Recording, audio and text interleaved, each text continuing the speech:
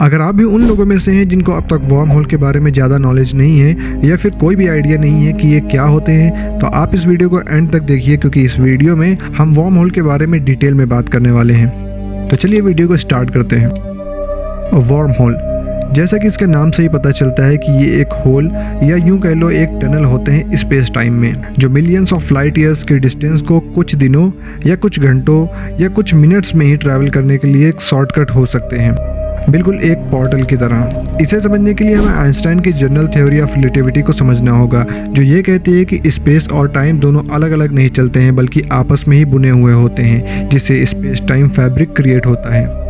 Outer space में मौजूद massive objects like planet या स्टार इस स्पेस टाइम के फैब्रिक को बेंड करते हैं, जिससे स्पेस टाइम में एक कर्व बनता है। ये कर्व अपने आसपास के ऑब्जेक्ट को अपने अराउंड एक्सेलरेट करने के लिए एक फोर्स जनरेट करते हैं। इसी फोर्स को ग्रेविटी कहते हैं। आइंस्टाइन के अकॉर्डिंग जो भी ऑब्जेक्ट का मास ज़्यादा होता है वो स्पेस टाइम के फैब्रिक को ज़्यादा बेंड करता है। फॉर एग्जांपल, सन का मास अर्थ के मास से काफ़ी ज़्यादा है, तो सन अर्थ के कंपैरिजन में स्पेस टाइम के फैब्रिक को काफ़ी ज़्यादा बेंड करेगा।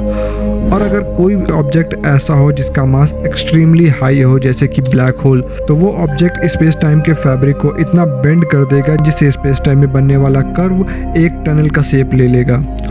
और अगर इस टनल के दूसरे सिरे में भी कोई ऐसा ही ब्लैक होल मौजूद हो जो स्पेस टाइम को इतना ही बेंड करे, तो दोनों ब्लैक होल से बनने वाली ये टनल आपस में इंटरकनेक्टेड हो जाएंगी, जिससे स्पेस टाइम के फैब्रिक में एक होल बन जाएगा, जो दूसरी किसी गैलेक्सी या किसी दूसरी यूनिवर्स में भी खुल सकता है।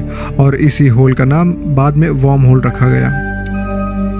साइंस फिक्शन मूवीज में सेवरल टाइम्स वर्म होल के थ्रू ट्रैवल करना दिखाया गया है, लेकिन रियलिटी में ऐसा कर पाना बहुत ही ज़्यादा कॉम्प्लिकेटेड है।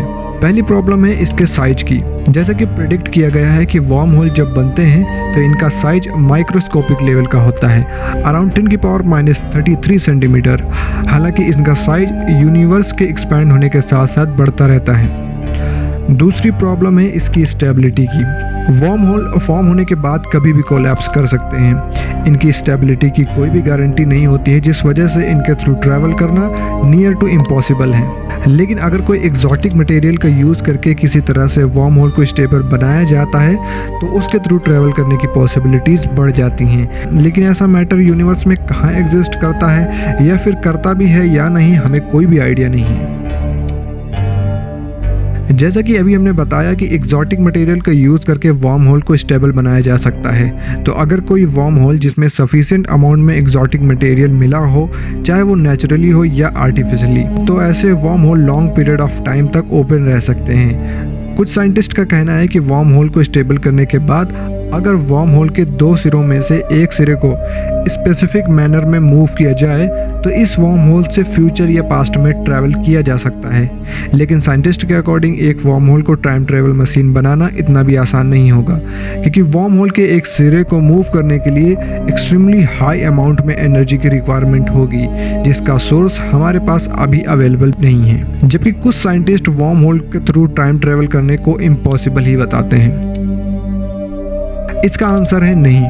ब्लैक होल और वर्म होल को 1960 में मैथमेटिकली प्रेडिक्ट किया गया था और 1971 में first black hole Cygnus X1 को डिस्कवर भी कर लिया गया था। लेकिन वर्म होल को अभी तक सिर्फ मैथमेटिकली ही प्रेडिक्ट किया गया है। रियल लाइफ में हमें एक भी वर्म होल अब तक नहीं मिले हैं। तो बस इस वीडियो में इतना ही था वर्म होल के बारे में। उम्मीद करते हैं आपको आइडिया हो गया होगा कि वर्म होल क्या होते हैं और कैसे बनते हैं। जाने से पहले वीडियो को लाइक और चैनल को सब्सक्राइब करना मत भूलना।